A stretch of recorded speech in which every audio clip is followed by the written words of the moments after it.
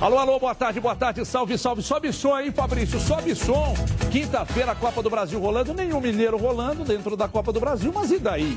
No final de semana, tem bola rolando pelo Brasileiro e a gente fala daqui a pouco de tudo isso. Mas antes, já para emendar, eu tenho um recado para você, porque todos os mineiros podem vibrar com a sorte de contar com a Loteria Mineira. Desde sua criação em 1939, a loteria possibilitou a geração de empregos, de renda, de circulação econômica dentro do estado, para importantes obras do governo de Minas Gerais. Você sabia, por exemplo, que o Mineirão, que está completando agora 50 anos, foi mais uma obra construída com recursos da Loteria Mineira? É por isso que a gente sempre fala, hein? Com a Mineira ganha até quem não joga, hein? E sem perder tempo, já vamos falar da principal contratação da temporada, Meia Arrascaeta se firmando no time titular do Cruzeiro.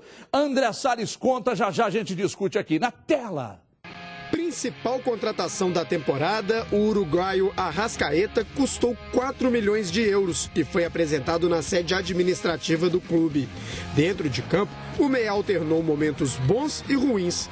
Titular absoluto de Marcelo Oliveira, com Vanderlei Luxemburgo, o jogador foi parar no banco de reservas. Não me sentia bem, então traté de preparar-me lo mejor possível para quando me tocara tratar de aproveitar o momento. O trabalho deu resultado. Contra o Atlético Paranaense, Arrascaeta entrou bem e marcou o gol de empate da Raposa. Há 2 partidas como titular, o meia marcou o gol da vitória contra o Goiás. Hay que aproveitar a chance que tengamos em cada partido. O Arrascaeta é um cara que todo mundo confia bastante, todo mundo sabe do potencial dele, e ele vem demonstrando aí durante as partidas que é um cara muito importante no nosso grupo. Aos poucos, Arrascaeta parece se firmar na equipe titular do técnico Mano Menezes. O jovem uruguaio não esconde que tem grandes expectativas para 2016. Creo que el año que viene, primero que nada, prepararse bien, una buena pretemporada y después, bueno, obviamente apuntar a los títulos que se puedan pelear. Em 39 jogos com a camisa do Cruzeiro, Arrascaeta marcou 9 gols e deu 4 assistências. O camisa 10 do Cruzeiro quer muito mais.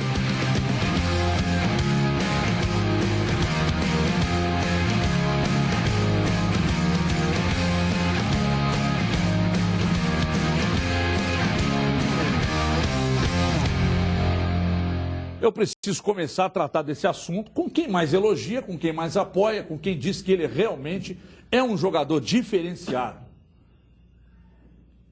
A discoteca virou um negócio agora? Pô. Fala aí, Du. Você que gosta sempre do De Arrascaeta. Virou boate. Virou boate. Beleza?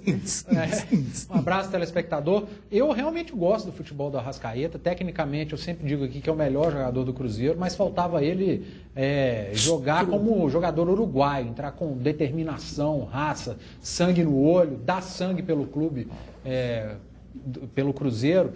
E ele demorou um pouquinho para fazer isso tudo, né? Porque, tecnicamente, desde do momento que ele chegou, ele já demonstrava a qualidade dele, tanto que foi titular com Marcelo Oliveira, como disse o André na reportagem. Ele teve toda a oportunidade do mundo com o Marcelo Oliveira, fez alguns bons jogos, mas faltava ao Arrascaeta aquilo que todos os brasileiros buscam em jogador uruguaio, além da qualidade, claro, a determinação dentro de campo. Você ouviu a gravação do Sheik?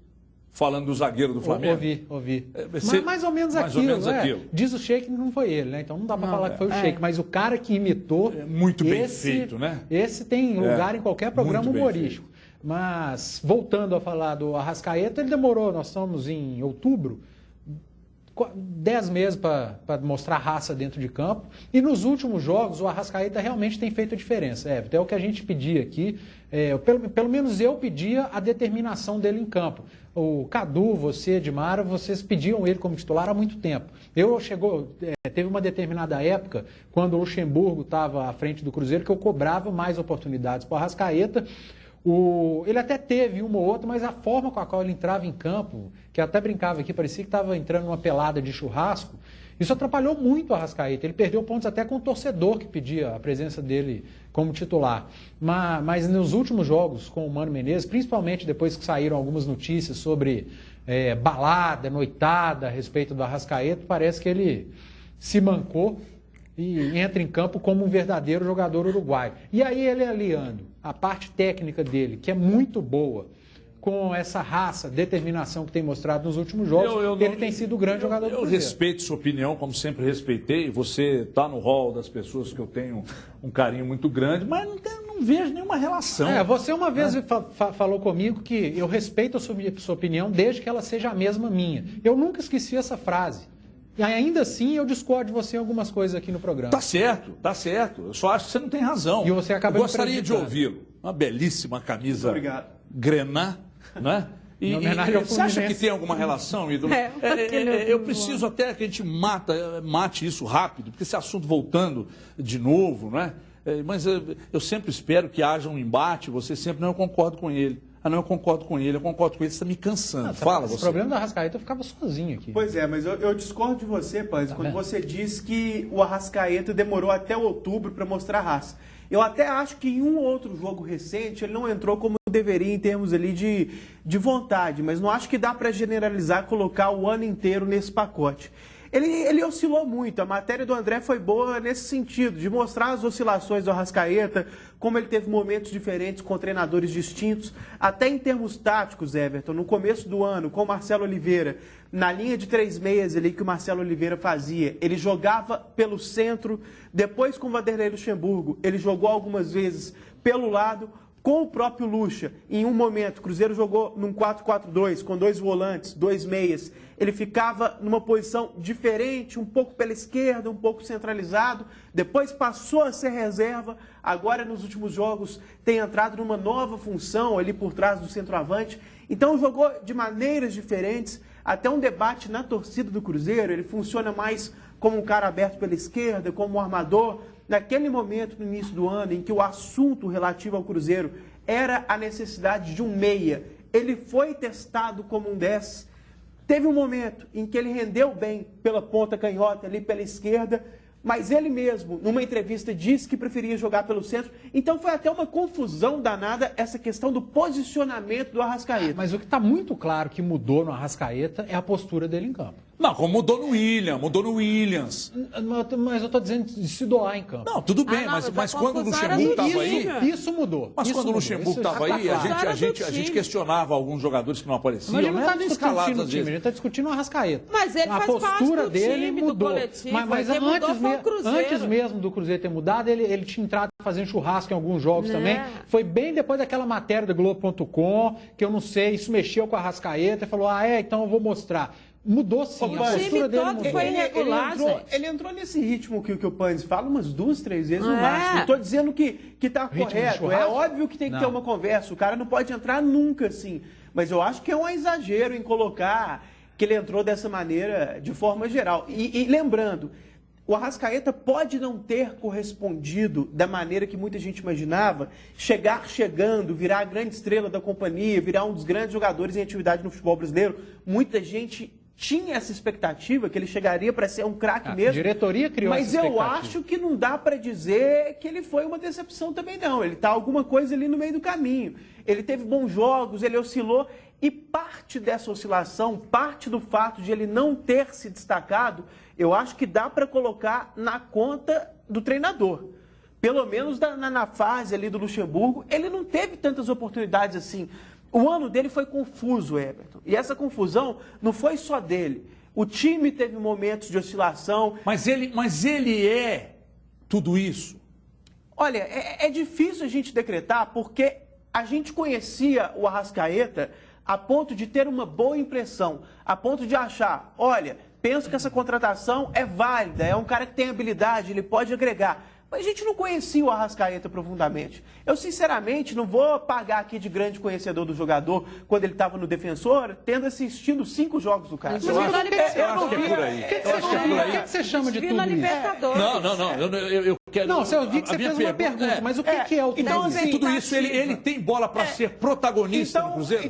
Mais para frente, eu acho que tem. Ele é novo, gente, é um só para garoto. concluir o raciocínio.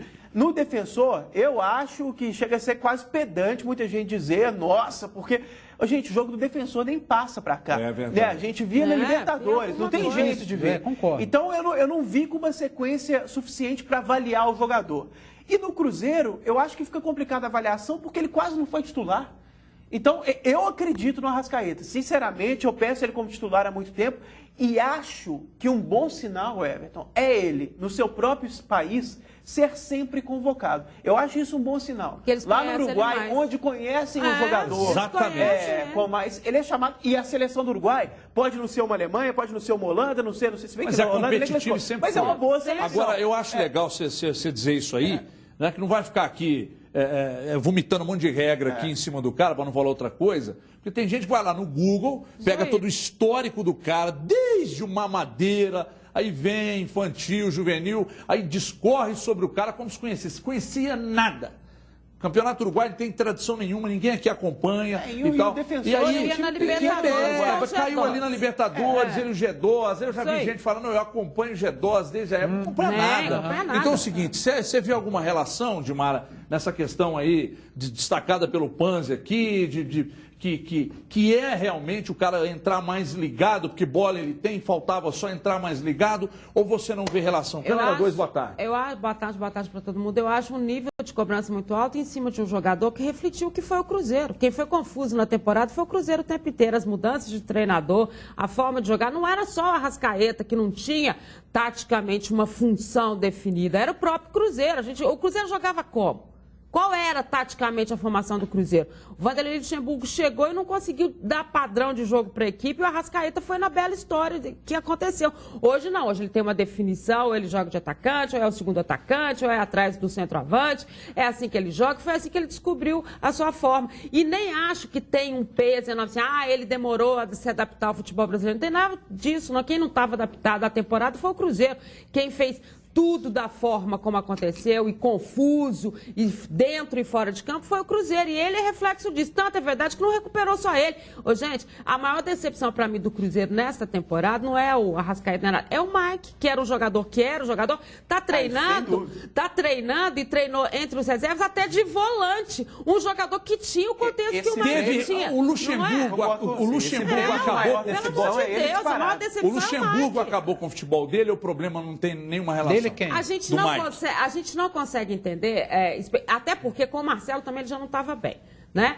Então aí chegou o Luxemburgo, e o Luxemburgo não encaixou ninguém, muito menos o Mike. Talvez ele tenha sofrido um pouco mais com isso, mas me assusta. E ontem ele chegou a ser utilizado nessa função, até no lugar do Charles. Eu falei, gente, um menino com o talento que esse menino tinha pela lateral, que era a grande sensação do Cruzeiro, que tinha proposta, que o Cruzeiro não sei o quê, que segurava por ali. Ele, pra mim, é a grande decepção. E não foi o Arrascaeta chegou no time. O Mike não, ele vinha num contexto e desandou curioso, toda a teve história. gente dentro do Cruzeiro que comentou com o ídolo sobre a gente só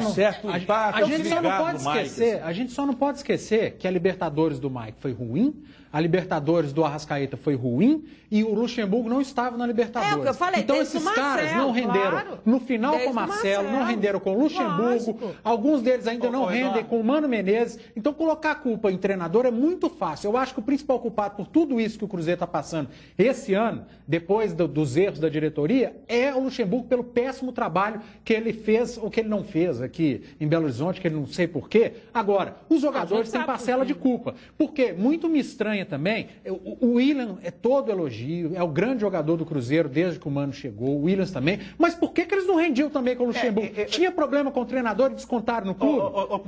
Tem essa interrogação também. Rapidinho. Esses jogadores não foram mal só com o Luxemburgo, acho que não dá para colocar tudo na conta dele, mas novamente eu discordo de você. Com o Marcelo, o Arrascaeta não foi mal.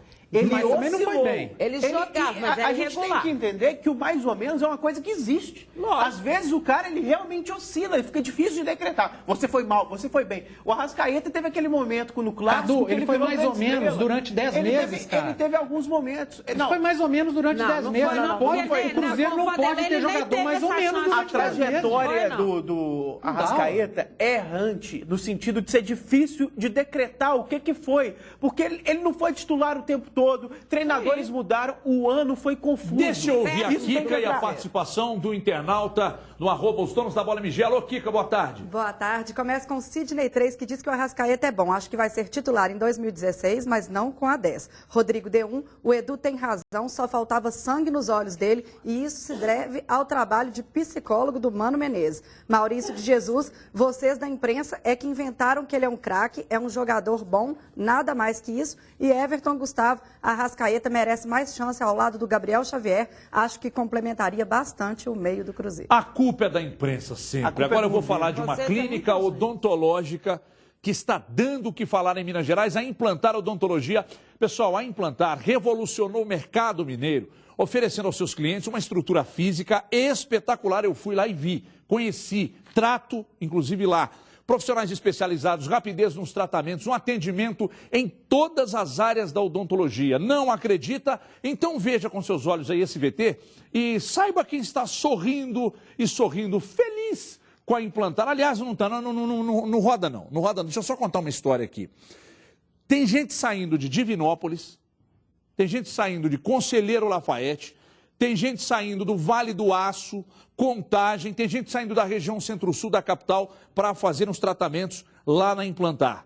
Então, meu amigo, preste atenção. Você vai ligar 2517-5000, 2517-5000 para buscar o que há de melhor. O Genta foi e deixou ele muito mais animado, mais feliz, com dentes novos. Você não consegue mastigar direito? Mude essa história e volte a sorrir e comer de tudo. E o tratamento é feito, você dorme, acorda e está com um sorriso novo, tá? Não tem esse negócio de sentir dor e tal. Não tem. O tratamento lá é diferente. E você participa da promoção Sorriso Show de Bola também, numa jogada da Implantar com os donos da bola. Você conta a sua história envolvendo o futebol, da sua história, de quem você quiser. A melhor história leva um sorriso novo de novo. 2517-5000. Vamos direto aqui, ô menino capeta? Vamos direto aqui então? Então é o seguinte, vamos agora falar do Galo, que pega o Corinthians, né? Novidade para ninguém. Diogo Ramalho fez um raio-x das duas equipes e traz o resultado agora aqui nos donos da bola. Roda aí. 8 pontos separam o líder de vice-líder em um campeonato que já teve o próprio Galo na ponta com sobra. Eles conseguiram ter uma regularidade maior que a nossa. Por isso que o Corinthians está na nossa frente, porque a gente, entre aspas, vacilou em alguns jogos que a gente não tinha que vacilar. Na teoria, essa é a resposta mais sensata e que resume tudo. Mas o que Corinthians e Atlético apresentaram até aqui? Qual o perfil, o raio-x dos dois times? É um perfil de muito equilíbrio, né? O Corinthians, dentro da característica dele, né, que nunca fugiu ao seu padrão de jogo, independente das circunstâncias. E nós, né, buscamos o equilíbrio toda a competição. Né, temos assim, acho que um perfil parecido com o do Corinthians, mas com uma característica de jogo diferente, onde a gente procura sempre uma vitória, procura sempre o jogo, independente se joga dentro de casa ou fora. E acredito que esses dois perfis vão se encontrar nesse domingo e vai ser um grande jogo. Para ajudar Léo Silva nessa resposta, usamos os números. Até agora foram 376 assistências do Galo contra 312 do Corinthians. Em contrapartida, os mineiros marcaram 2 gols a menos, finalizando 48 vezes mais do que os paulistas. Entendeu?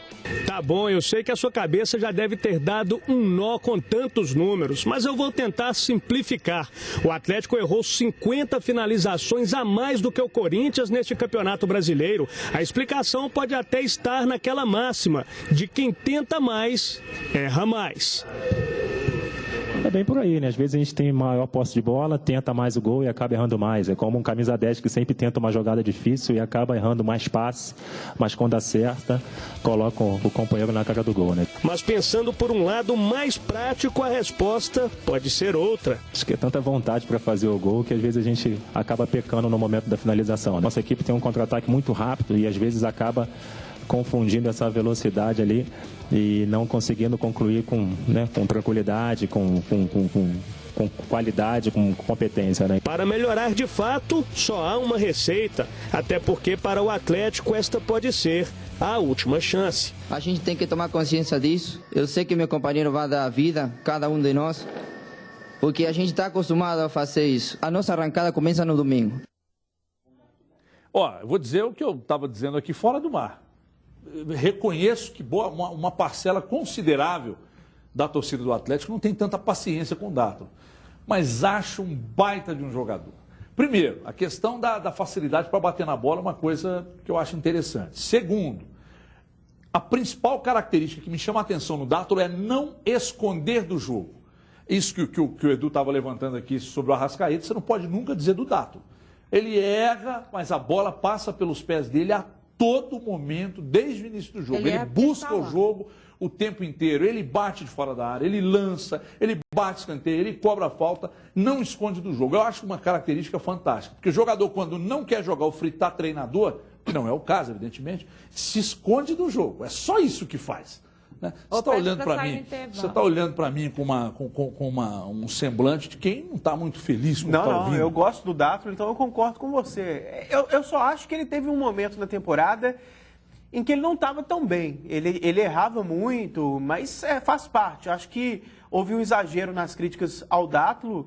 Ele briga com o Thiago Ribeiro, ou brigava com o Thiago Ribeiro, por uma titularidade nesse lado esquerdo ali da linha de meios do Atlético. Hoje é o principal, né? Até porque o Thiago Ribeiro está perdendo não só para o Dátulo, né? Até a condição de reserva imediato, pelo menos em algumas circunstâncias, parece ele perdeu. Acho um bom jogador, acho que foi injustiçado algumas vezes. Só que também, Everton, tem uma coisa, no futebol, quando o cara comete erros emblemáticos em partidas importantes, erros que chamam a atenção, ele acaba sendo... O caso dele na Libertadores. O caso da Libertadores, mesmo aquele jogo contra o Grêmio, contra o Santos também no Campeonato Brasileiro, errou ali na goleada, e foi um jogo que chamou a atenção porque foi uma goleada, pode não ter sido uma partida de mata-mata. Então eu acho que as críticas em cima do Dátulo, essa parte da torcida que não gosta dele, tem muito esse argumento, né? Esses erros que ele cometeu em momentos determinantes. Mas mesmo assim, acho que é um pouco de exagero pegar o cara para Cristo, né? Não é nenhum trocadilho com o fato de ele chamar Jesus. Muito bom, porque presença de espírito. Exatamente. No todo, ele é um bom jogador, ele tem habilidade e é isso aí. Dimara disse aqui, enquanto a gente rodava a matéria do Dátulo, que o Dátulo é bom jogador, mas de repente um Dario Conca no lugar dele seria melhor, né, Dimara? Fui eu. Não foi você que disse? Mas quem disse? Não sei, alguém, um espírito que passou por aí. Seria importante, claro, mas o Dátulo, hoje, dentro do esquema do Levir e da forma, e até os questionamentos que têm sido feitos ao Levir em relação ao Thiago Ribeiro, ao próprio fato de entrar o Cárdenas e não entrar o Thiago Ribeiro, tem tudo a ver com uma situação que o Levir tem em relação ao Dátulo, a confiança. Tem muito isso, gente, é o jogador de confiança, é aquele que você pede e faz, que taticamente é obediente. Ele pode nem ser o melhor, a história, ele pode ser até banco, mas é aquele que você taticamente, você está olhando o jogo, se ele estiver no banco, você fica contando para ele tudo que está acontecendo, e quando ele entrar, ele vai fazer aquilo que você pede para ele fazer. Eu acho que o Dátulo é muito isso. E ele tem uma vibração coletiva, né, quando ele está dentro de campo, que também muda muita coisa no Atlético. Você viu o que ele falou ali? Olha, a nossa arrancada começa domingo. As pessoas podem achar assim, nossa, como? Por que não arrancaram antes, né? Mas não é isso. É a forma como ele encara, ou seja, ele assume essa condição de que realmente é importante o jogo, de uma mobilização que todo mundo está fazendo. Então, eu acho que todo esse espírito dele é muito importante para o Atlético. Eu gosto muito. Du, saindo um pouco, até deixando as imagens aí do treinamento do Atlético na tela, mas eu vou te fazer uma outra pergunta com relação ao Lucas Prato. O Lucas Prato rende melhor, ou você não vê relação, com o Dátulo ou com o Thiago Ribeiro? O Everton, eu acho que ele rende bem com qualquer jogador que jogar do lado dele. Porque hoje eu estava lendo o Estado de Minas, eles levantaram alguns números do Atlético e do Corinthians, e dois se destacam muito nessas duas equipes. Do lado do Corinthians é impressionante o Jadson. Todos os números do Corinthians têm o Jadson liderando, inclusive a artilharia. E do lado do Atlético, quase todos têm o Lucas Prato liderando. E ele oscila um pouco com o Giovanni Augusto, que é outro jogador que o torcedor não fala tanto, que a gente não badala tanto, mas que tem feito um grande campeonato com a camisa do Atlético. O Lucas Prato é, para mim, o grande jogador do Atlético nesse campeonato brasileiro, por mais que o torcedor espere dele que faça gols todos os jogos. O torcedor cruzeirense brinca, qual foi o último jogo que o Lucas Prato fez com bola rolando? Gente, pelo amor de Deus, gol é gol de qualquer jeito, se é de pênalti ou não. E o Lucas Prato, claro que a torcida do Atlético acompanha muito mais, nós jornalistas acompanhamos jogos de Atlético, Cruzeiro e América nem tanto. Mas o Lucas Prato, ele não só faz gol, ele participa da assistência, ele marca, ele é um jogador muito completo. E, rapidamente sobre o Dátulo, a discussão sobre o Dátulo está longe de ser o problema do Atlético, gente. O Atlético tem outros problemas que aí são problemas. O Dátulo não é problema, o Dátulo é solução, é um jogador de bola parada, é a melhor bola parada do Atlético hoje. Agora, problema no Atlético é Carlos, é Patrick, O Patrick não, pô. O Patrick é problema Por sim. reserva. Gente, por reserva. Você tá avaliando o jogador porque ele joga numa posição que não é de origem, aí fica fácil criticar. Patrick não é jogador para Atlético. Carlos não é jogador para Atlético. Não é bom reserva para ataque, não. É bom reserva para lateral direito. Inventar Patrick lá na frente, isso não é solução para o Atlético. Então o Atlético tem outros problemas. Você está criticando o Levi Coupe, então. O Levi e a própria diretoria, né, Everton? Mas aí é outro assunto. Não, a gente precisava de 2, 3 horas de programa. Dátulo não é problema, é solução no Atlético. O Panzi gostou de falar dos números aí, a matéria do Estado de Minas, eu também acompanhei. Lembrando que o Patrick, nessa história da estatística, no primeiro turno, ele foi líder de assistências do campeonato. Como lateral. Não só do Atlético, sendo reserva. Como lateral. Né? Então, pois é, mas ele é lateral. Mas é o que eu falei, então, como você lateral, ok. Ele o jogador dessa forma, dizer que ele não tem... Eu acho que o Patrick... Eu questionei o posicionamento dele. Eu não acho que o Patrick deve ser titular, não acho que é um craque, não acho que é isso que pintaram dele em determinado momento, mas dizer que ele não é jogador pro Atlético, eu acho muito forte. Eu acho que ele tem espaço, sim, lá na frente em todos não os times grandes. Eu falei, lá na frente não é. Como lateral, é. E com relação ao Dátulo, a gente que falou no início do programa do Arrascaeta, há um paralelo entre os dois, além de serem gringos, obviamente, é essa questão da dúvida tática, jogam pelo centro ou pela esquerda. Não digo que são jogadores de estilos iguais, não é isso. Mas são meias atacantes em que houve esse questionamento da imprensa em diversos momentos. O Arrascaeta é um armador pelo centro ou é um cara para jogar aberto pela esquerda? O mesmo vale para o Dátulo. Agora ele tem jogado pela esquerda. Onde você acha que ele rende mais? Eu prefiro o Dátulo pelo centro. Só que na medida em que existe o Giovanni Augusto, ele tem que jogar na esquerda. Porque dentro das circunstâncias do time...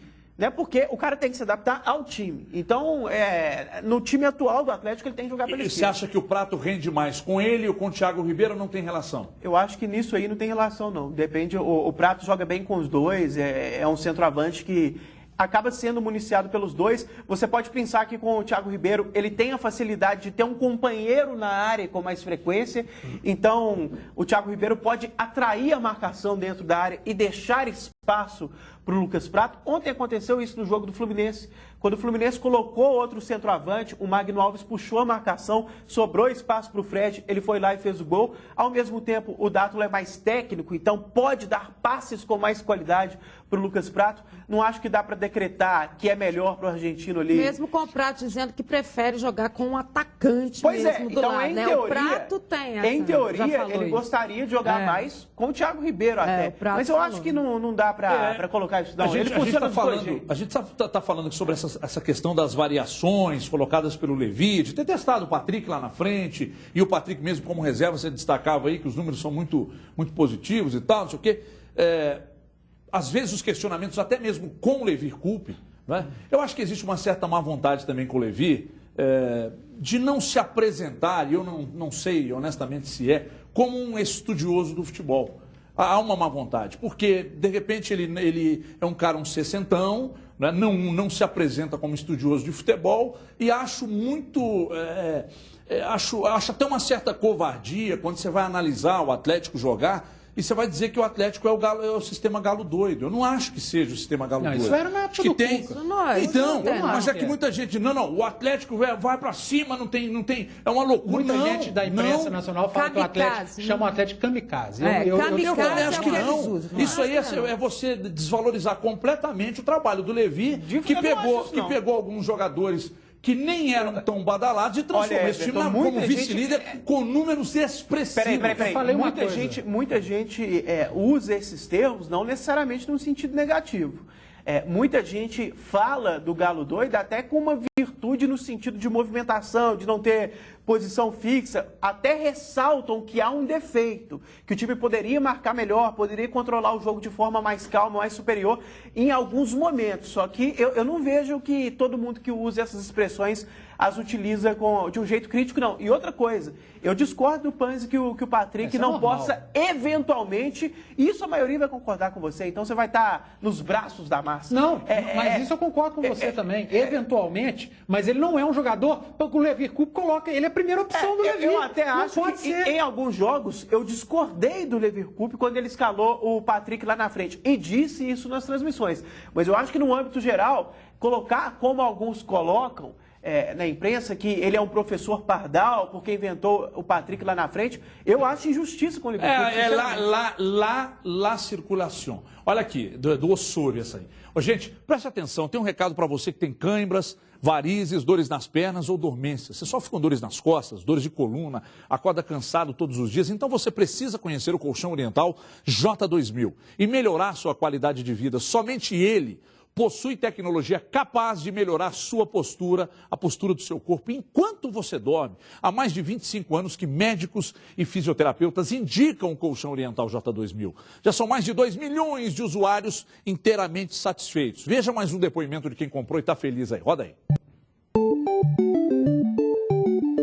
Meu nome é Marilane, sou usuária do Colchão Oriental.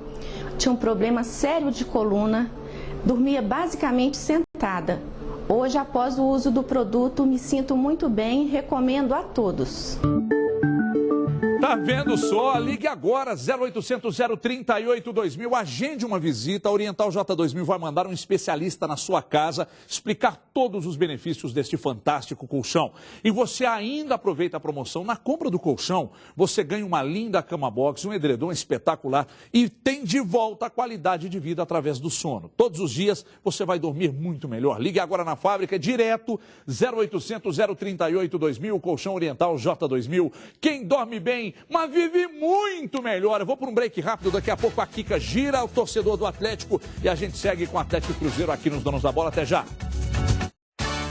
Os Donos da Bola.